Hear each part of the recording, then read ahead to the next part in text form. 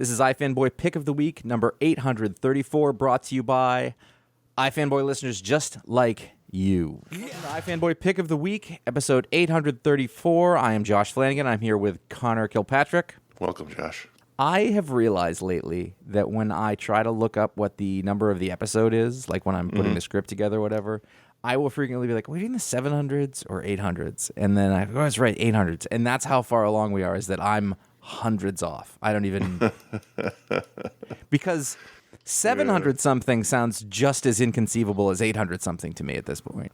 Yeah, it's going to be 900 by the end of the year. Which means... 850 by the end of the year. I mean, I don't see the train slowing, although, I'm ringing the bell. I'm pulling the cord, right? But, it seems like the special episode 1000 is certainly a strong possibility. Yeah, that would be 4 years away. You mean 4 years? You mean when I'm almost 50? 859. Yeah, 4 years away. Yeah. We are iFanboy, and every week we wrestle with our mortality. That's all this show is, by the way. It's ostensibly about comic books, but it's two men from a mid-level band struggling with their own limitations in the harsh face of stardom. What is reading comics every week other than an exercise in mortality? It's true. It's true. And, because if you think about the converse of that, is that the comic books don't have mortality. They are immortal. And the characters themselves, not even in the sense of, the powers in the fictional world, but the characters themselves are immortal. They live on and on and on. They do not age. Correct. Maybe we're harming ourselves with this type of material without realizing it. Like, it's setting up an impossible paradigm. Why do you think all the comic fans are angry all the time? Subconsciously, they know they're dying and the characters are not. This is the best thing we've ever done on this show. My senior thesis was that. Yeah. It should have been. That's fantastic. Every week, one of us picks the book they like the best. That's the pick of the week. We talk about the other books from that week. There'll be a patron pick. There'll be listener mail if we have time for that. Your spoiler warning is that there will be spoilers. You're warned. Connor, you had the pick. I did, and the last couple of weeks are pretty dire, but I had a lot of fun reading comics this week. I don't know if I had a lot of great books. I had a couple of great books, but I had a lot of books that I really enjoyed, and there were some interesting new ones. I thought this was a solid week, and next week looks even better, so maybe we're back on an upswing. I felt that way last week, but I also felt the same this week. So this week, the pick of the week was Do a Power Bomb, number 1, from Image Comics, from Daniel Warren Johnson, Mike Spicer, and Russ Wooten. And at first, when I saw this was coming out, I thought, well, here we go. It's another wrestling comic from a comic creator. But then I thought, well, it's Daniel Warren Johnson, who's not your regular run-of-the-mill comic creator, and also he's drawing this one too, unlike the Jurassic League, which came out this week, which I did not read. I did.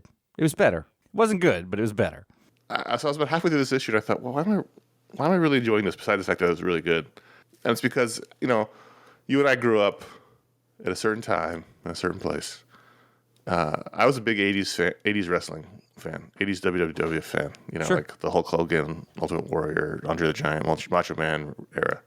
But dropped out in, late junior high school. I was never around for that sort of 90s, The Rock, Stone Cold Steve Austin series. Like, I was out by that point. I was aware of it, though. Like, I knew it was going culturally, on. Sure. Yeah. But I never watched any of that stuff. And so, but in the last year, I watched that Stephen Amell wrestling show Heels, and I'm a big fan of the Young Rock sitcom, and they've entered the point of his life where he started wrestling. And so I feel like I have had a lot of wrestling in my life in the last calendar year. So about halfway through this, I was like, oh, I'm really enjoying this. And it's like familiar because there's just been wrestling stories in my storytelling life in the last year. But even if it wasn't, my goodness, when we talked about the Jurassic League, and this will be the last time I compare the two books, we mentioned how the art was fine, but it wasn't like Daniel Warren Johnson. And this book was Daniel Warren Johnson.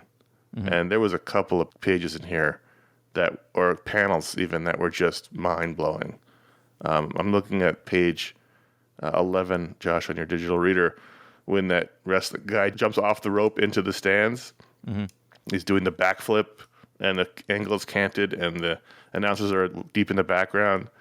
My goodness, there's not a lot of artists doing panels like that right now in other comics. Even the one prior to that a couple pages prior on page 6 where Ewa Steel Rose, the woman who we follow at the beginning, is holding up her belt, and there's streamers everywhere. It's just That one's incredibly great. Yeah, I saw that when I was scrolling to the page you were talking about, and sort of the same, it's just a dramatic cut. And it's actually interesting because it doesn't appear on a page turn. If Right. if you look at the page before that, it's basically her and her son, and then Uncle Blood, who seems to be the promoter for the show, and trainer or whatever he is. And all the panels are extremely straightforward, just medium shots, fairly flat. And then you cut and you have the first two panels. The lettering is doing a lot of work here. The first two panels are sort of wider shots of her approaching, and then that last panel, which takes up 2/3 of the page, is the hero shot, and the angle changes. But it's a really sort of deft bit of cartooning because he's built up the energy, and you didn't do it on a page turn. He did it in the middle of a page, and that's tricky. Yeah, it's good. And so the story of this book is in the back again in the essay, Daniel Warren Johnson says when he had a baby, as new parents know, he was up all night with the baby most nights and watching a lot of television, and ended up getting hooked on Japanese wrestling.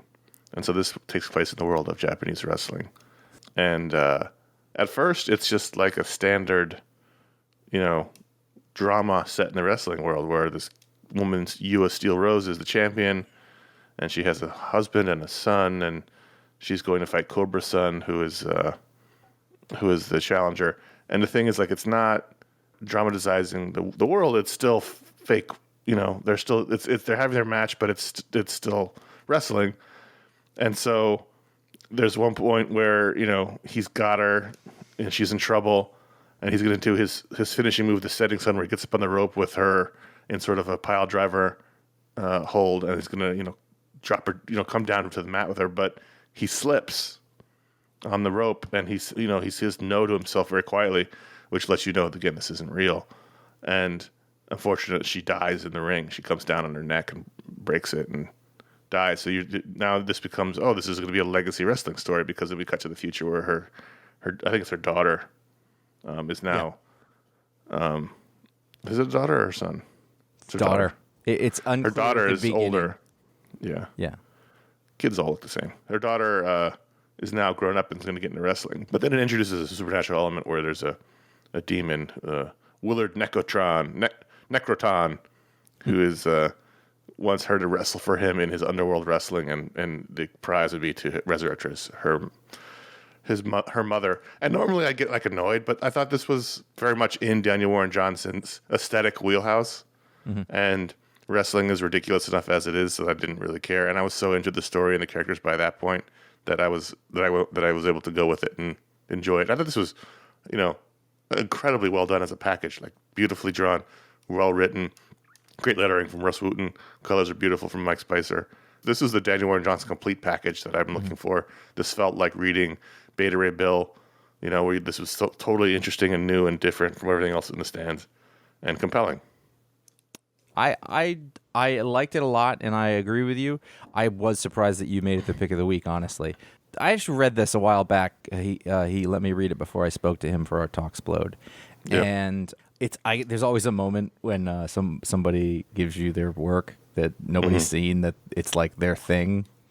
And I'm like, and I'm like, I don't want to read this because I don't want to not like it before, I talk to them. But I did. I really enjoyed it. And it's funny because pro wrestling has this weird, it's connected to comics in some way that I don't fully understand, but it's sort of it's the same thing. It's the exact same thing. You're right. It's you're people right. in garish costumes involved in soap opera storylines that revolve around violence. It's comic books brought to life. Yeah, you're absolutely right.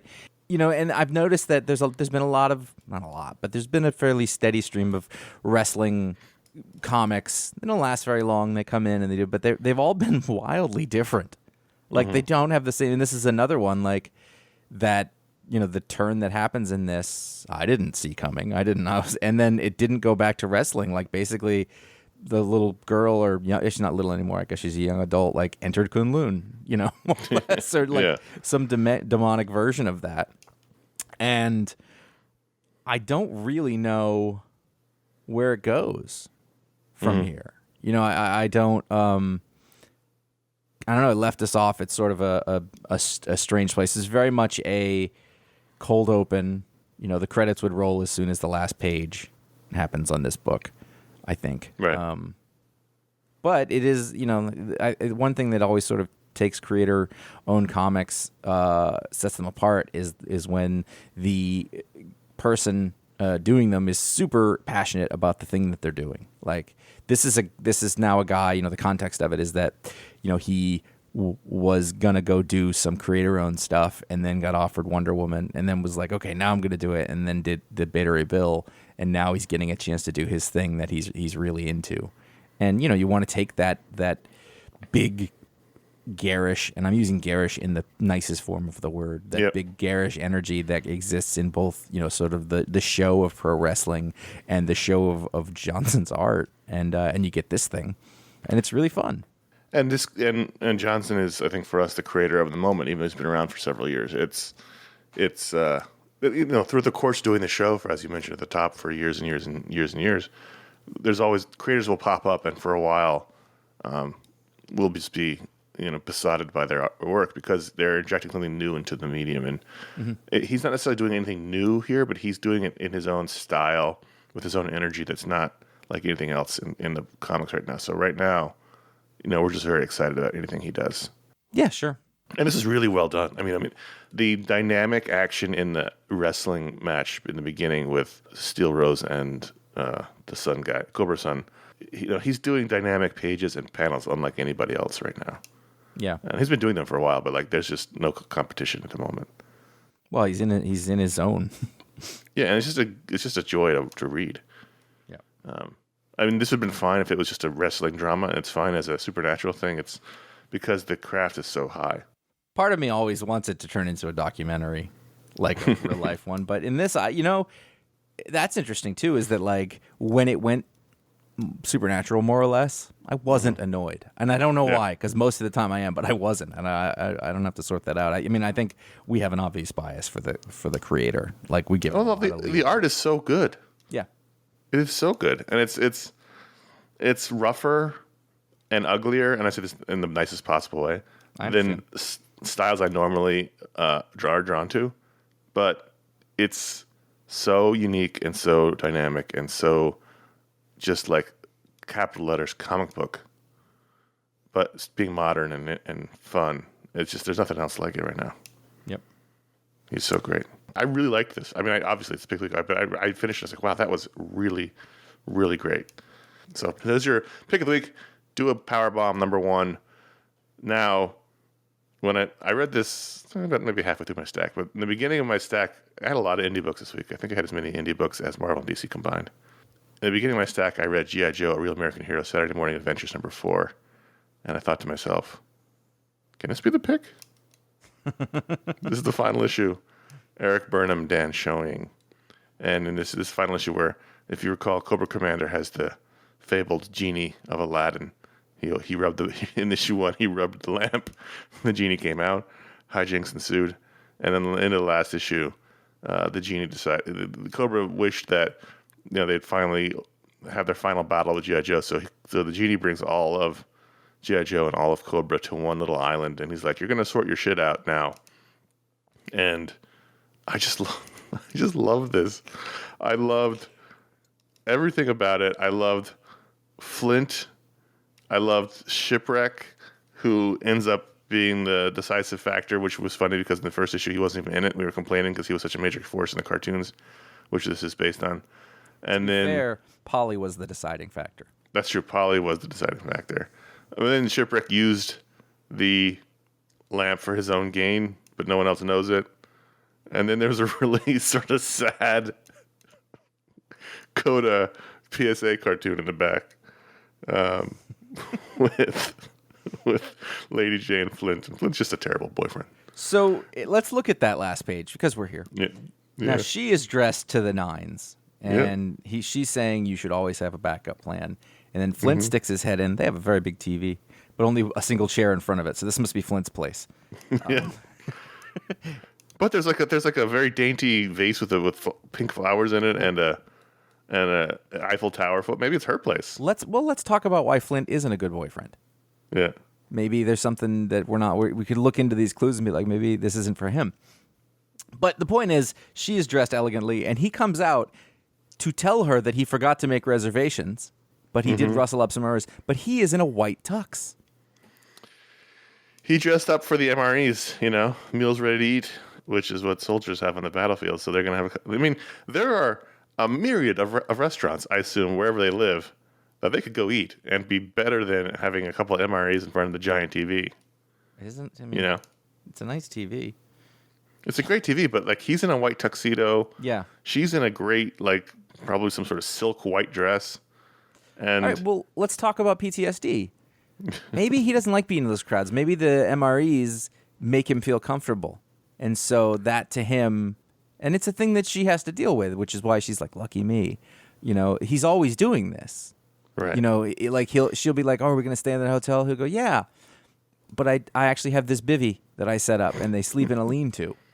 And she knows, because she loves him, she just deals with it. Yeah, she sees the other girls out in the town, Scarlet, CoverGirl, Jinx, they're all out having fun. She's in a lean-to again.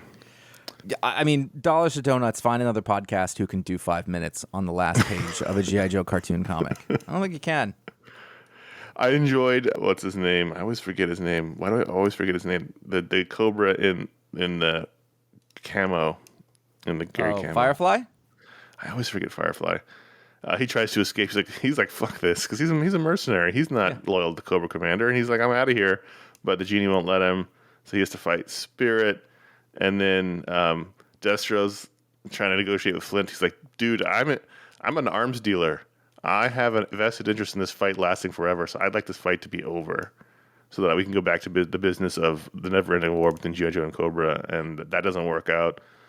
There's one scene where Snake Eyes and Storm Shadow sort of grappling in the background, but they're not really fighting. Like, Storm Shadow's like got his wrists and he's holding them, and it was very funny.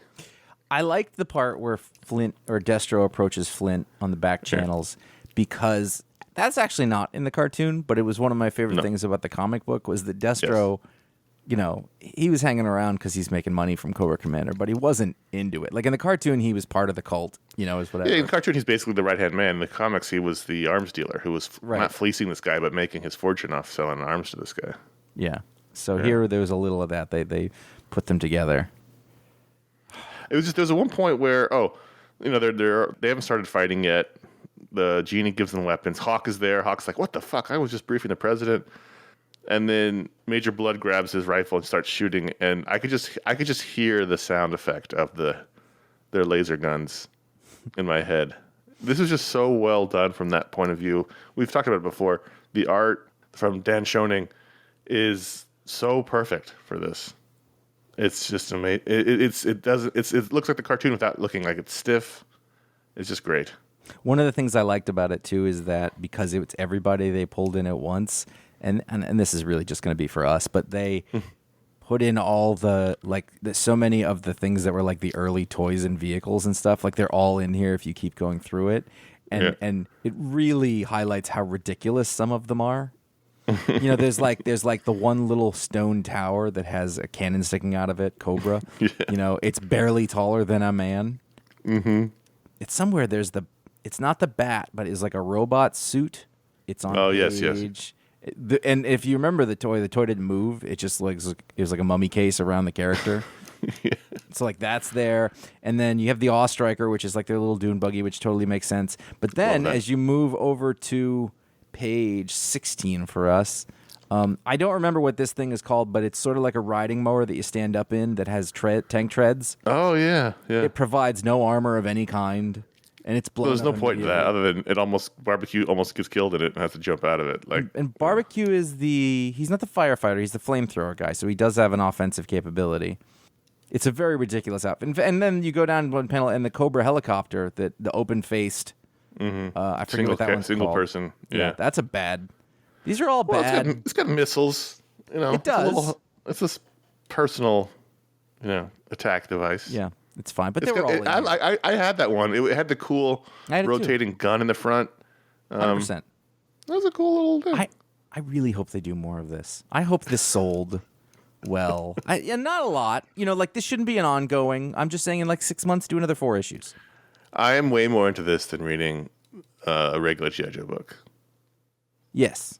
Although I've tried love to read. I would love to read a good G.I. Joe book. Yeah, I mean, like there was that period of time many years ago when we did the show where there was like the renaissance with G.I. Joe Cobra and G.I. Joe Origins and the regular G.I. Joe book, and they were all great. But I think eventually those books just get too mired in everything. This was just a fun little dip in. I want to read the G.I. Joe series again for the first time. Like we should. I have an idea. Okay. Write it down on a piece of paper while we move on to the next book. In the same vein, Captain America, Sentinel of Liberty #1. This is the first issue of the Steve Rogers book, because now we've got 2 Captain Americas. And this is written by Jackson Lanzing and Colin Kelly, who wrote the Kang miniseries. And props to them for that. I mean, with art by Carmen Carnero, as I wait for the Comixology app to load, which has been really slow lately. That's awesome. I enjoyed the first half of this book a lot. And then, for whatever reason, the second half I was a little bored by. I was excited to read it because, I'm a big Steve Rogers fan, my favorite Marvel character. And the first half, I was like, oh, this is great. This could be pick of the week. And then by the second half, I was less into it. And I think it's because they seem to be implying that there's some secret about the shield. They're not implying it. They show the making of the shield in the beginning, and then later on, the bad guy implies that there's a secret to the shield that Steve doesn't know about. And it's like every time we have to do this, where we have to uncover something that this hero's never known about themselves, or we have to take a foundational element of the character and ruin it, like Mjolnir. And I'm just tired of it. Just tell a Captain America story without changing the foundations of the character. So I didn't know what to think of this, because whatever the last one I read there was the double. It was a 0. I don't know. But it was by them, and then the other part was about Sam. Oh, that one, yeah. And that wasn't good. And the first bit, it was good in the fact that, like, you hang out with Steve Rogers, and he has inner thoughts, and you see part of his day or whatever. And it's interesting, but it's also something I read 1,000 times. It was well done. It looked cool. He moved back into the apartment, that he used to have. That he grew up in. That he grew up in, right. Yeah. When you see that he goes running and he's public and people see him and they let the kids play with his shield. I thought that was all good and charming. He goes to a life drawing class, trying to get back to the fact that he used to be a comic book artist, or was just an artist, I forget. And he's shy about nude figure drawing, and it's all a bunch of cute stuff, but it's not a story.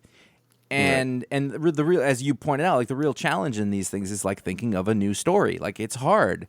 And instead, what we have is some weird cabal or conspiracy theory about the shield, and I don't know. It's the same thing. Like there's actually one point where he's talking about how, like, all the stuff that he wants to put behind him, which is all the shit that's been going on for a couple of years. And I was like, yes, put that behind you, and I never ever mention it again. That's how you do it. That's how you put it behind you. It's Stop totally talking about it.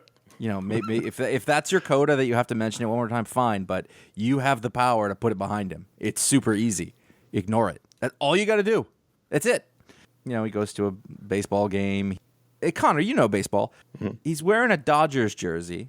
Right. Which would make sense because there was the Brooklyn Dodgers. But is that what the Brooklyn Dodgers jersey looked like? Or is that the LA Dodgers? No, it said Brooklyn across the front. But also there was a discussion about this on a Discord, and they were correct that he in the comics grew up in the Lower East Side. I mean, we see that he's got his Lower East Side apartment. Yeah. So he would not have been a Dodgers fan. He would have been a Yankees In person. the movies, he was from Brooklyn. He would have been a Dodgers fan in the 40s. Oh. He would have been a Yankees or Giants fan in Manhattan. Giants, of course. Where did the Giants Unless play? he was a contrarian, which is possible, but it seems unlikely with Steve's personality. He would have been what the neighborhood or what his dad was, which was a Giants or Yankees fan. Where were they geographically? They were in the Polo Grounds. Which is? They were up, I think they were either in the Bronx or Upper Manhattan. But okay. Huh. So, I mean, it makes sense, but yeah, it's just not what he would have done. It's a detail. It was just a thing I noticed. And I don't think most people would let that bother them, but I went historically like, I don't know. I was actually kind of confused about the bit at the end. Like, this was, Yeah. Who's the bad guy? The Destroyer? That's not what the Destroyer looks like. It's like a modern costume version of him. And I was like, wait, is that really him, or is that a person who's dressed at him? It wasn't clear. Also, in general, if you flip through this book, it is loaded with words. It is just full, and it worked pretty well. But when you look at it, it's really jumbled. And some of it actually worked. I think on the page where he's in the art class, like there's way too much stuff there, and it gives you the feeling of claustrophobia and being overwhelmed. And I was like, actually kind of makes sense. They made a thing work pretty well. And this is a good work with the editor, with the letter and the double-page spread where he's jogging. The page goes left to right, then back around and swings back around, and it read really well and worked really well. Mm-hmm. But if you look, there's just so much stuff going on through the whole thing. Yeah, it was weird. Like I like the whole beginning. I like the movie Back Home. You know, the memories. I mean, that apartment now, that would be just so expensive and not run down. No, it would not be run down. That's true. He can afford that. He should be able to afford it. Yeah, I like the memory of it and the attachment to his past and the jogging scene, the art scene. The baseball, you know, that whole sequence where he's at a baseball game, he's hanging out with the people from the art class, he's practicing, he's having drinks with an old buddy, they're talking about Eleanor Roosevelt, he's helping a kid who got bullied, he's got a Spider-Man key dish. That whole sequence I really like. He's ham radioing his army buddies who are still around. I like that whole bit. Mm-hmm. I like him and Bucky being, you know, Batman and Robin of the Lower East Side. But then when it got into the actual action, that's when I lost the thread of enjoying the book. I haven't really loved Captain America since Mark Waid and Chris Samnee did it. Mm-hmm. And that was how you do it, you know. I really liked Remender. No, but that was way before that. Yeah, no, I really like. That's one of the last things I think of that I really, and that's actually one of those things where it wasn't Captain America in the U.S. They took him somewhere else and they went cosmic. Dimension Z. You know, yeah, either way, and he mentioned that in here at one point too. Yeah, it was. Yeah, and I thought that was great.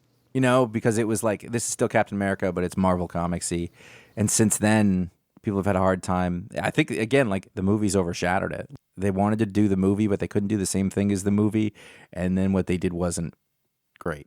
The movie is basically doing classic Captain America, and they just, for some reason, won't do that in the comics. Well, they can also tell that story without having to worry that it's been told 1,000 times in the issues, I think is one thing. But I don't know. The other thing that's interesting, too, is that Captain America has been, because of the movies, has been relegated to a background status in the Marvel Universe. He was more or less Superman.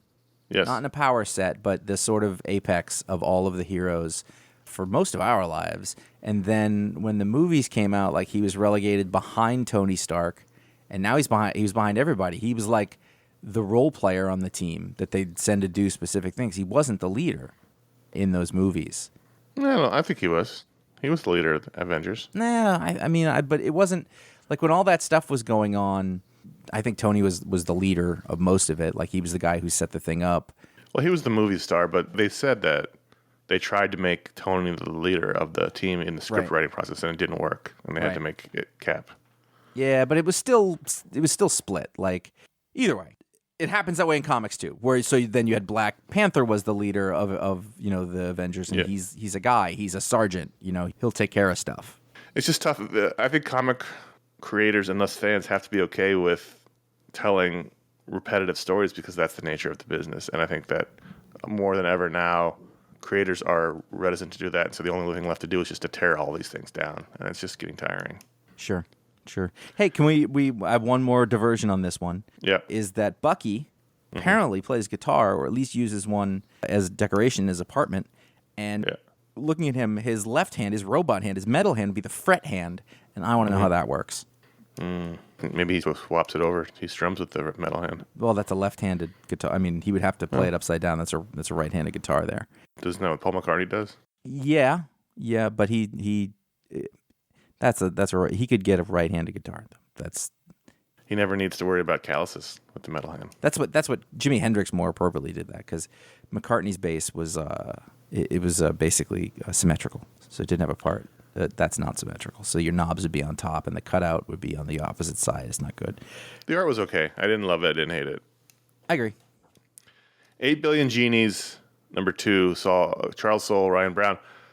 As we enter the second chapter out of 8, I believe, of this extended Twilight Zone episode, which is a compliment in my book. Mm-hmm. As we see more of what is happening out in the world with people with genies, and we learn more about what's happening in the bar that has been deemed safe because of the quick thinking of the bartender.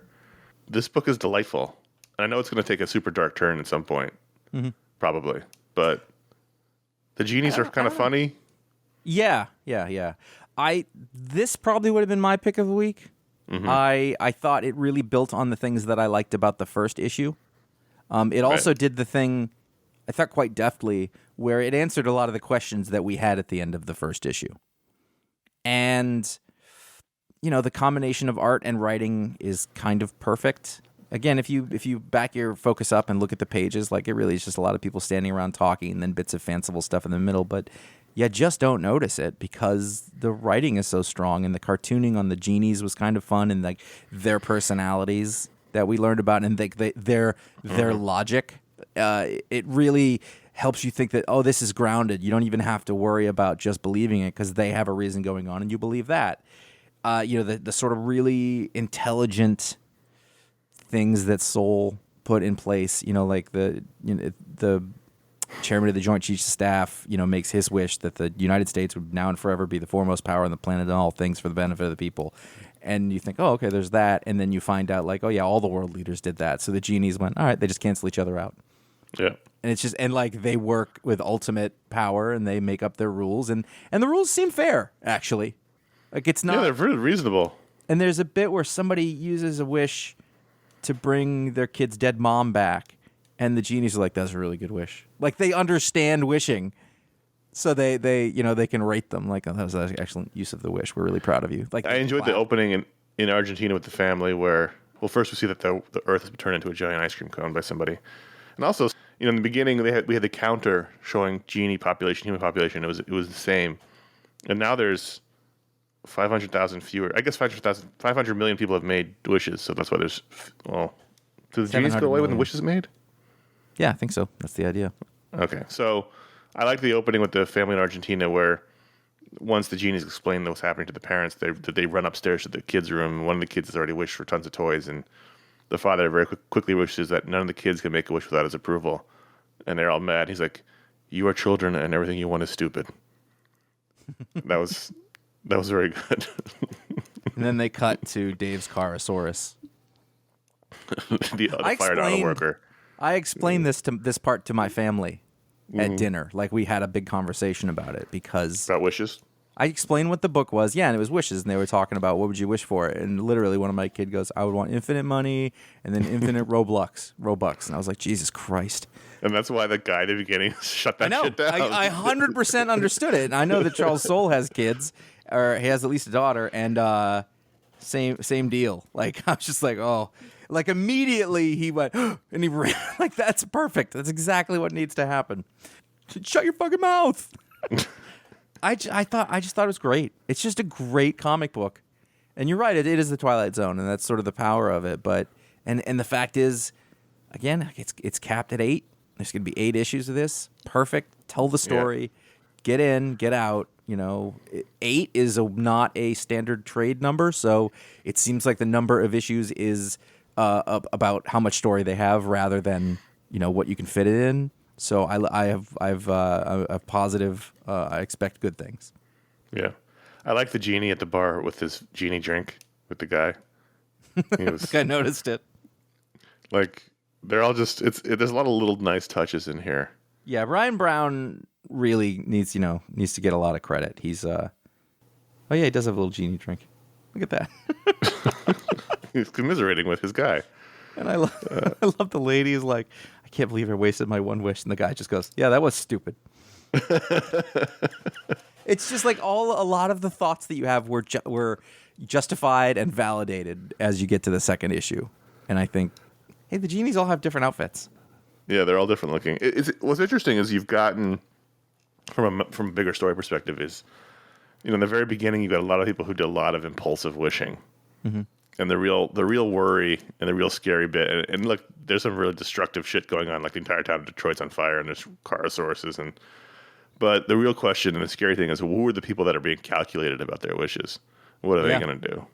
Yeah, And there's a social parallel. Like, there's a lot of stupid people, and they're going to be really selfish, and that's going to be the first thing that comes. And then the guy.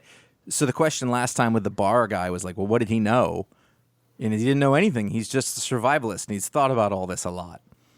And so that was his first instinct, and it was a good instinct, and he acted quickly, and he's mapped out for us what's going to happen. And there's quite a cliffhanger in which there's a knock on the door. I open it up, and it's Papa Hemingway and Jim Morrison. Is that Dorothy Parker? I think so. That would make sense. Anyway, what's that going to mean? I don't know. Somebody has wished some dead people back alive. So this book is really, really good. That's a group of people who are going. Well, they all died because they drank way too much, right? Yeah. Isn't that at least two of them? I don't know how Hemingway died, but Hemingway killed himself in his 60s. He was depressed his whole life. That's right. So, and he drank. He was a raging alcoholic. Yeah, he was, so but he Jim didn't die Morrison. he didn't die from the drink. He died from a shotgun. And so was Dorothy Parker. So that makes sense. But they showed up at the bar. They're like, "Oh, we have more time. Let's get to it." Yeah, there's a lot in this too. Like, I think you get your money's worth. Yeah, I was a big fan of this. This made me really happy when I read it. I was like, "Oh, that's just like nothing else I read." It had so many things going for it. It was a great series. So this week we had a book called "The Best Archie Comic Ever!" !1 from Archie Comics, which featured 3 stories, one by Fred Van Lente and Tim Seeley, one by Aubrey Sitterson and Judd Doherty, and one by Ruben Nahara and Gloria Spacito. It was not the best Archie comic ever.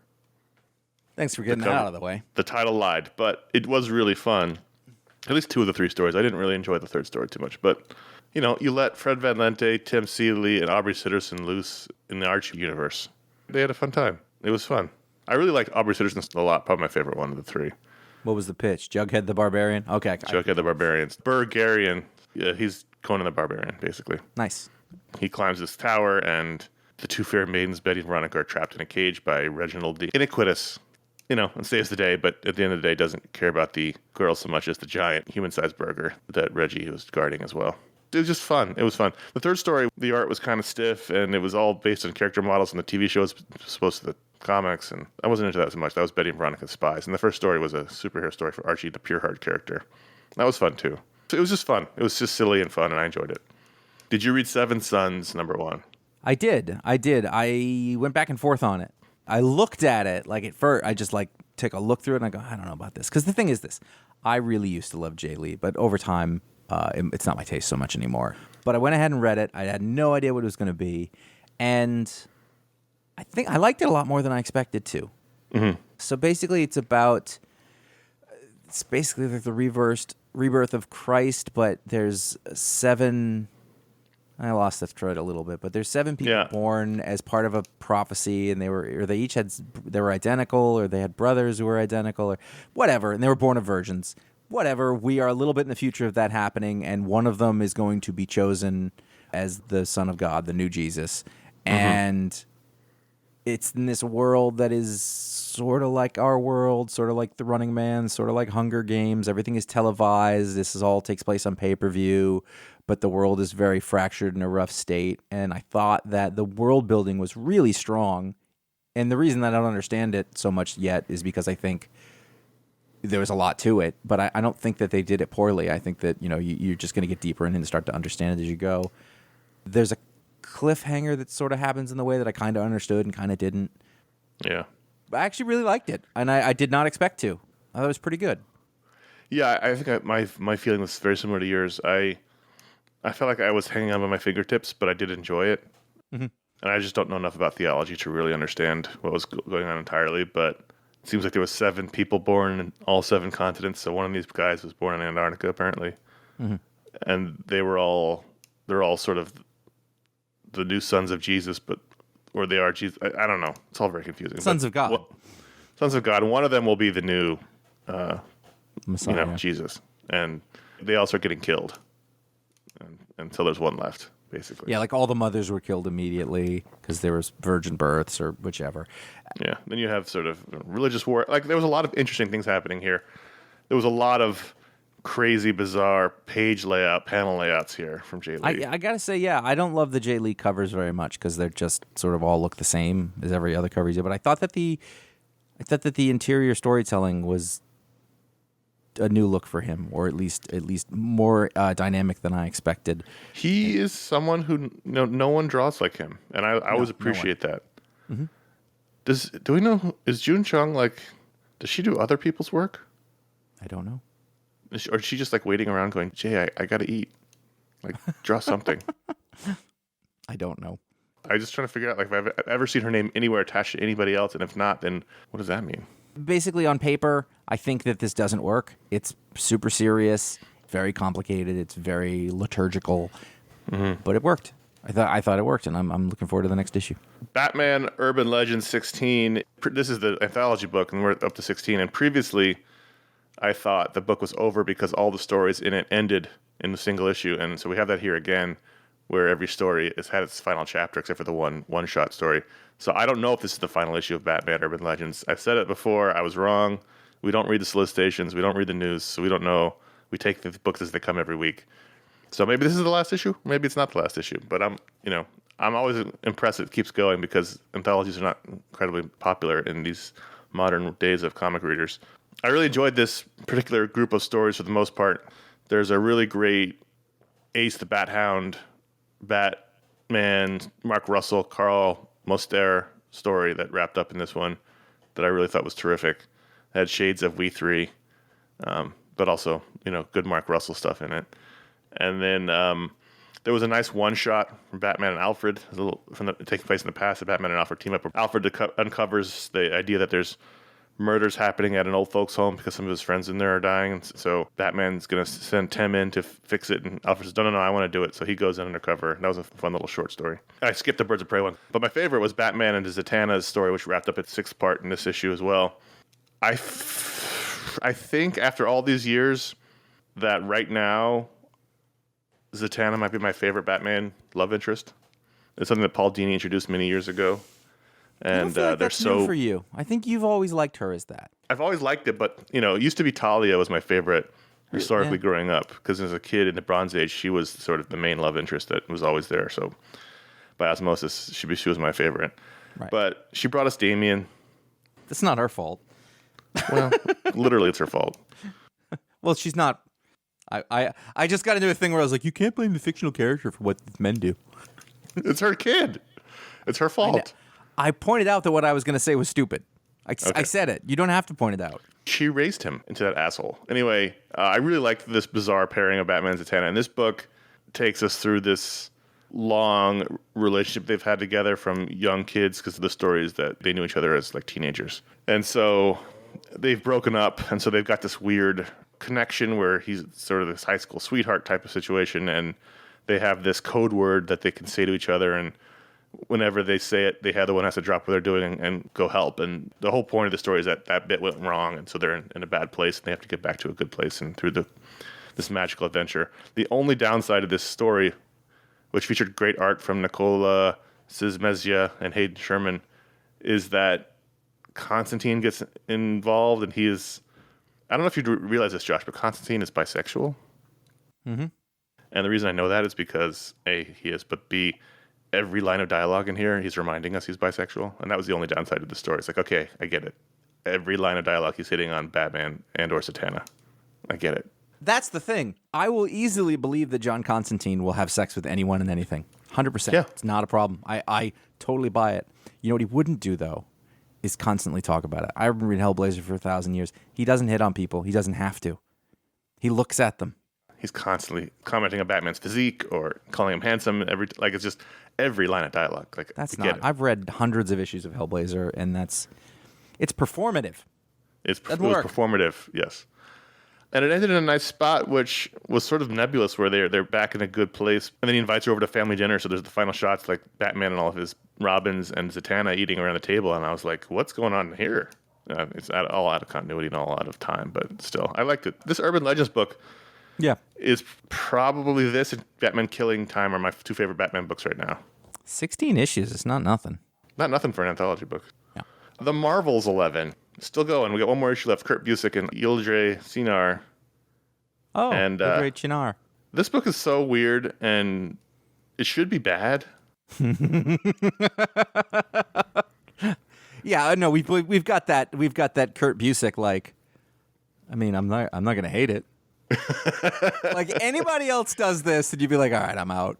Here you're like, oh, it's got enough Busiek for me. This whole issue is about how the woman is the personification of the nation of Sing Kong, and it's very meta.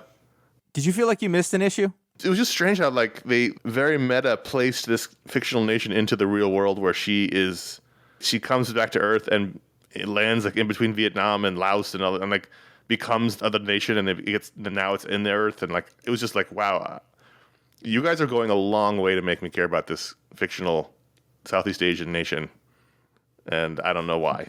Yeah, very strange. At least it's almost over, but it's really fun. Yes. I'm still barely if it wasn't Kurt Busiek, I'd be like, all right, I'm out. But I'm finishing it. I'll do the 12. 100%. Finally, did you read A Calculated Man from Aftershock? I didn't get to it, but at this point, you are going to either sell me on it or not, and then I will be caught up for the second issue if it's necessary. This is the first issue. I would assume is a miniseries. I just assume everything is a miniseries. Written by Paul Tobin, which is a name I've not seen in many years. Art by Alberto Albuquerque, who is not Rafael Albuquerque, who I thought it was when I first picked it up. I was like, whoa, wait a minute, what happened? A Calculated Man is a mob story in which the mob's accountant, he's extremely smart, he's a genius. He's one of those people that sees numbers as colors and has a photographic memory, so he's the perfect mob accountant. And he also can't tell a lie. He's got a lot of quirks, and he's got real big hair. And he realizes that, oh, my life is horrible as the mob accountant. I'm making a lot of money, but I can't have a relationship because I can't tell people what I do. I can't lie about it. So if people say, what do you do? I can't say I'm an accountant for a firm. I'm a mob accountant. And so he turns state's evidence. And this whole thing is the new U.S. Marshal learning about this guy. This has all happened in the past. He's already in witness protection. We were learning about how he got here. He has decided in a present day that the only way to live a safe life is to kill everyone in the mob using his genius. So he has begun that process in this issue where he's kidnapped one of the soldiers for the family he worked for. And this was good, not great. I didn't love the art. The character design for the main guy is bizarre. It's a little heightened. I didn't dislike this at all. I actually quite liked it, and I'm looking forward to reading the next issue. It's a good pitch. A lot of it is the art. Somebody asked us a long time ago in an email, why don't we read more of these smaller publishers? And the thing is, a lot of the art isn't professional because they're just not there yet. And this art's a little better than most, but still, the characters are kind of squinched. And in a lot of these books, the art's always very medium shot, not dynamic, stiff. And that's kind of what we have here. But the story was strong enough that I probably will read more. I mean, I like a crime story, and this is sort of a heightened crime. I mean, the two crime families are ridiculous. One is the Van Dykes. They literally all have Van Dyke facial hair. And the other one is the Keys, and they all have key tattoos. It's not like it's, realistic, right. But it was fun enough. Yeah. Paul Tobin, he's a guy whose stories I liked when they came up. He's done a lot of smaller stories, short stories and things like this off to the side, but not a lot of super mainstream stuff. But he's one of those Portland people. He's in the Jeff Parker milieu, I think. He did Plants vs. Zombies forever and a bunch of video game stuff. That's right. Yeah, he's good. Smart and funny. There's definitely a lot of smart in here. I mean, it's not an entirely new story. The super genius outsmarts everybody. It's just here he's homicidal. So those are the books we wanted to talk about. But if you go to patreon.com/iFanboy, you can vote to add a book to the rundown if you're a patron. And this week, almost all the patrons seem to vote for Do a Powerbomb #1. It won by a wide margin. And so we already talked about Do a Powerbomb #1, but this time we're going to do our ratings and our sticking with it question that we would normally do with the Patron Pick. Josh, ratings on Do a Powerbomb #1. 4. I'm going 5, and I'm sticking with it, and I assume you're sticking with it. Yep. Yeah. Patreon.com/iFanboy. That's how you can vote to add a book to the rundown. This week, it happened to be the pick of the week. Let's do the patron powers. That's where any patron who gives it the $5 or higher level gets superpower live on the show. That's their reward. It's a great reward. It's an honor, really. I mean, there's been 700 of them. Something crazy like that on the show since in the last 5 years we've been doing this. It's a lot. Let's give a power to comic addiction. The nom de plume of someone who's a patron. Comic addiction. And I thought of 2 powers for comic addiction in the last 12 hours, and both of them have left my head. That's nice. Shit, I thought of one last night and one this morning. Well, I'm trying to think of mine, so don't think I'm going to help you. The longer you stall, the better for me. I know. It's just I was out last night. I thought, oh, this is a good power, and then I thought about it and didn't write it down because I was out. And then this morning I was like, oh, this is another power I kind of like, and that's gone too. So comic addiction. What was I thinking about last night that would have given me the power? Oh, I know what it is. Yeah, and Josh will laugh when I say it.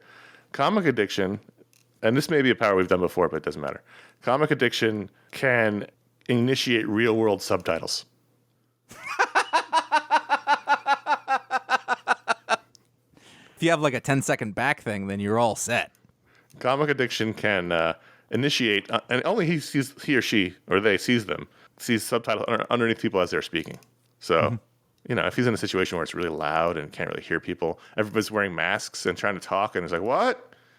Comic addiction can just read underneath what they're saying, or if there's a singer who doesn't enunciate very well, also the same thing. So, like, comic addiction can, mentally hit the button at the CC button, closed captioning, boom, under everybody talking. Who he's talking to, not everybody in the whole world or room, but people he's actually interacting with, he can, or performing or whatever. It's an interaction. That's an interaction. But anybody he's interacting with will be subtitled. Will be or could be? Will be. Okay, so that's just a thing. So then it becomes there's a curse element to it. Yeah, well, my eyes are up here, buddy. Like, what if the words appear across like the chest of a lady? That's tough. That's tough. My eyes are up here, and he's like, "No, I'm not. I'm actually just reading what you're saying, and so I can understand you better." Slap. Exactly. It's a curse. It's a curse in that situation. Yeah. He can't go to the beach. I mean, I guess that depends on where they show up. I mean, if they're at the feet, that's a problem. It would be best if they went right across people's eyes. That's true. Ben Stanley can do any voice. And I don't mean impersonations. I mean that can do any voice or accent, can only speak English. They all have to be in English. Unless he learns a different language, I guess. But he would have to be as fluent in that. But so, like there's people who do impressions, but he puts them out, he blows them out of the water. He's a perfect mimic. He's a perfect vocal mimic, yes. Mm-hmm.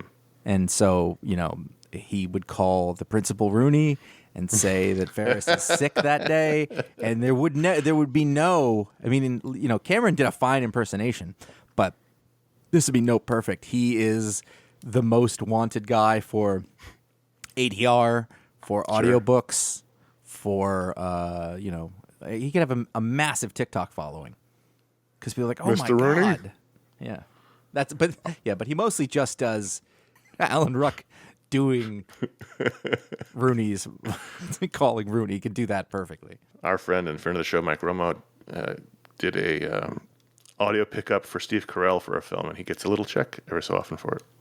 Mm-hmm. So there you go. I don't know why they didn't just get Steve Carell to do it, but there you go. He's a lot more expensive than Mike. I've seen the checks. He's a lot more expensive than Mike. 32 cents. Patreon.com/iFanboy. That's where you can go. If you're a patron, any patron can go to add a book to the rundown, but if you get it at the $5 or higher level, you get Superpower live on the show. So thanks for being patrons. I know we're late, but we have one question, which we can totally do quickly. Kevin M. from Seattle, Washington.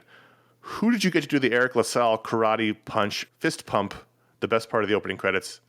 He's referring to our C2E2 opening, did we talk about that last week? I think so. Last week's show? I feel like we always talk about it. The C2E2 video show we did where we created the ER opening, and we got everybody in our group to play a character, and he wants to know who did the Eric LaSalle karate punch part, and he says, I have spent scant seconds thinking about this question, but it will occupy 80% of my waking thoughts until I have an answer. What I want to know, Kevin, did you go watch it? Did you go check it out and watch it and say, who's that guy, or are you just asking us to tell you? I think... Did you do any work with this? He's only been thinking about it scant seconds, so... It's a good question. I did go back and watch it. I sent you a screen cap of it. Yeah. It's hard to tell unless you know who it is. So I can see why, even if he did look at it, he would not know. And also, that person is not really an official member of our extended family. It's a deep cut. Personal. Yeah. It's a deep cut. Personal friend. Although, no, he appeared on earlier episodes. He was an intern. Yes, and he appears every month at the Hangout and the Tiki Hangout. If you're a patron, he's in that. He's almost every month in that one. He's family. He's iFanboy family. And he was also on the Batman show with me and Mike Romo reviewing the Batman movie. And he also guest starred on Goodfellas Minute. He is our buddy Hank Nasserbacht. Yeah. And he was probably like 19 when he did that. I think I met Hank first. Yes. Hank, I went to Chicago in 08, maybe earlier, 05. I think it was before the video show. And I went there for work. Actually, I contrived a work trip to go to Chicago so I could go to the Around Comics taping one night and meet all the guys and hang out with them. And on that night, I met Scotty Young, I met Mike Norton, I met Hank. And Hank was like a kid. He was, I want to say, 16 tops. And he would just hang around the shop with them and knew all those guys. And, he was like Spider from Goodfellas. Mike Norton gave me a ride back to my hotel and Hank a ride home because I think he lived by him. Yeah. So I've literally known him since a kid, and he's like a full-blown adult now. Yeah, he's 30 now. Fuck me. Yeah. Norton was at his wedding. They're good buddies. But yeah, that's Hank, our buddy Hank, who shows up most months during the Patron Hangout, the pre-show. We do a pre-show. So there you go. Contact@ifanboy.com. That's where you can write in. Also, emails for our Mediasplode show. Mediasplode in the subject line. I think we're going to do a summer mailbag show. So we've been getting emails, and we've been always going to use more. So thank you very much. We lost Tim Sale this past week. I think it was pretty surprising, especially since we've just been talking about it. We just did the Booksplode on Superman for All Seasons, and on that show, we were like, we haven't seen Tim Sale work in a while. I don't know if he'd been sick for a long time, or they've been very private about everything, which is obviously their right to do so. So we don't know if it was a long illness or sudden, but he passed away this past week after being hospitalized for a while. He was 66 years old, which is older than I thought he was, but still extraordinarily young. It's a sad situation. It's sad for comics, for his family, for his friends. Someone very influential, very well liked in the community. Very talented. Extremely talented. Extremely talented. I'm not going to say I'm glad, but I think the fact that we did that Superman for All Seasons show was just kind of a coincidence that we did it at that time. Yep. And either it was right before we recorded or right after. Like, we got the news he was sick. I don't really remember, but... After. So, if you're listening, all those nice things we said about him, those were 100% sincere. We're not saying something about something because he got sick or whatever. It's not... He's that good. And that book is, wow. I mean, this is just a guy who did something the way that literally no one else did at a time when that was really unusual in mainstream comics. Really unusual. Like, that wasn't the way to go. And he was just so good that it didn't matter. Yeah, so it's been a hard year for losing legitimately great comic book artists. Between Tim Sale, George Perez, Neil Adams. We've got three immensely talented, completely different artists. I think what's difficult is that, over the last 10 years ago, we were losing all the folks from the Golden and Silver Age. Yes. And so the people from the Bronze Age aren't that old, and certainly the people from the Modern Age. And I tend to think of Tim Sale as Modern Age. He's probably the same age. I mean, I don't know. He's probably working through the 80s too because of his age. Yeah, but he really blew up in the Modern Age, though. We should have to wait 20 years to lose these people, right? At least, and so it sucks. Yep. So I'm not using this to promote our show, but we really did spend a lot of time talking about his art and what made him great and everything. So if you haven't listened, Superman for All Seasons Booksplode is behind a couple shows back on the feed. It's a great book. I enjoyed the conversation. I thought it was a good conversation about his work. If you've never read it, I recommend reading it and then listening to the show, or just listening to the show. But it's a good discussion about what made him so special as an artist. Like, again, we recorded way before we knew he was sick. You can check that out. Other shows you can check out. Recently, we had our DC Showcase, Constantine, the House of Mystery special edition show. It's right behind this one on the feed. It's the Animation Brain Trust talking about the latest collection of shorts that they put in front of the full-length films. So you've got this one and a Commandy short and a The Losers short and a terrific Blue Beetle short. So you can check all of that out on the show behind this one. This coming week, we have our Mediasplode show. We're going to be talking about Top Gun, both Top Gun and Top Gun Maverick. So you can look forward to that one this week. And then perhaps the week after, Josh has a Talksplode that he has recorded, and perhaps we'll put out the week after. Yeah, it'll be coming up. I spoke with Mahmoud Asrar, artist on most recently Conan and King Conan. Is it Conan the King or King Conan? King Conan. The book that he did along with Jason Aaron. I always like talking to folks, and I think it's another great show. It's the farthest away somebody has been while I spoke to them, because he lives in Vienna, Austria. And he grew up in Ankara, Turkey. Different perspective, I think, than a lot of the folks that we normally talk to. But I've sort of kind of known him off and on for years. It was great. It was great to talk to him and hear about his approach to comics. So that'll be along soon, and I'm really glad to be able to share it. Now I want a sausage. When is that not true? That's true. You can find all of our sausages over at iFanboy.com. Sorry. You can find all of our shows over at iFanboy.com, as well as an archive of years of great comic book writing about sausages from our talented staff If you can tell me, if you can, like, you'll get a no prize if you can come back and tell me what unique role sausage played in iFanboy history. That is, that's a, do you know what I'm talking about? Deep. Yeah. I mean, there's two ways, but yeah, either one will work. Two things that I know that sausage, and I don't mean like a one-off, like we mentioned it real, because I'm sure we've mentioned sausage, but there's two things I can think of where sausage was a significant part. Of the program. You get an iFanboy no prize if you can tell us. Which is to be clear, nothing. No prize. You get nothing. No prize. The prize is no prize. God, that's brilliant. That no prize concept is brilliant. That might be the most amazing thing that Stanley ever thought of. Probably Jack Kirby's like, I thought of it.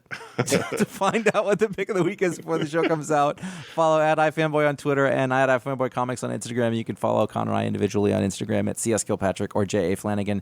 Our YouTube page is youtube.com/iFanboy. Smash that like and subscribe button. Smash it. Smash it. It's a virtual If you press it, it's no good to us. It's true. You got to smash it.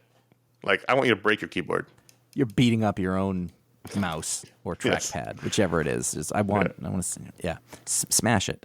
The full-length shows are all uploaded. We're down to the minis. In about a month or so, that'll be all. And we have exactly 1 month from this recording. Yeah. Yep. So this past week, you will find it came from the storage unit, Connor's literal storage unit. Where that was the last mini version of that. It came back when we did the anthology shows, but that was the last mini version. The Avengers 283. I don't know what Avengers 283 was, but I can picture exactly what style it looks like. I know what the logo looks like. I'm seeing Black Knight on that cover. Oh, yes. Is it really? He's probably on the cover. Like even in the little inset thing. And if you want to do a deep dive on the new comics that came out in 2008, we were the place. And it's there. So your new comics preview for September 24th, 2008 is also available. There's probably a researcher somewhere that's important too. He was on the cover because it was the Roger Stern, Sal Buscema era. But it was Namor. The team was Captain America, She-Hulk, Black Knight, Thor, Captain Marvel, Monica version, and Namor. It's ridiculous that like I frequently walk into the kitchen, forget why I did it. But I looked at the thing and said, no, Avengers 283, and I was like, I'm having a sense memory. I think Dane Whitman's involved. Yeah. And you're like, yeah, that's true. Like, what a horrible use of my remaining brain space. Why am I in this room? Why did I pick up my keys? Oh my God. Yesterday, I was driving somewhere with Lindsay, and we were talking about, inflation or whatever, and I had a thought, and I went to say it, and I felt it going away. I grasped it by the edges, like I was like, I know what and then it was gone, and I spent 10 minutes going, I think I had something really relevant to say, and I just couldn't, and I was so mad, and I looked at her, I was like, I hate this part, and she's like, it's the worst. That's exactly what happened with the Patron Power earlier. I literally had it in my head this morning as I got out of bed, and it just left. When I was struggling to find it, I had a mental image of my brain just being this empty cave with like bats flipping around in it. Like there's like water dripping from a stalactite. Like there was nothing going on there. It's a puff of dust. if you there's like echo. I'm like Patron Power, hour. No, nothing. If you like the show, consider leaving a review or a star rating. Josh and I have a lot of fun doing these shows. Even when the books are not great. This week they were great, but even when they're not great, like we got a comment on our last show on our YouTube, not surprisingly, about how we've reached the end of our rope. Like we have a great time doing these shows. Great time. I'm not doing this. This is fun for us. This is fun for us. Yeah. So deal with it. But leave a star rating or review if you feel like leave one. Just don't say that's how we don't like doing the show anymore, because we do. We do. There's a thing you'll hear it on this show earlier in this show where I will start talking about something, and this will be shocking to anybody who listens. Like when I start talking, I'm not usually sure what or if I'm going to say, and I tend to use bigger words because I think I used liturgical earlier. Mm-hmm. And you did. As I said that string of words that came out, if you go back to it, I was on a high wire. I was like, oh, fuck. I was like, liturgical. And then afterwards I go, I think that was right. Maybe. Yeah. So that's the opposite. But it's the same effect as the not knowing what I'm going to say. It's starting to say something and being like, well, this should work out. Let's see what happens. Let's just end the show. No one needs to hear about your letter carrier or your mom. They know. They know. They do. They know the things.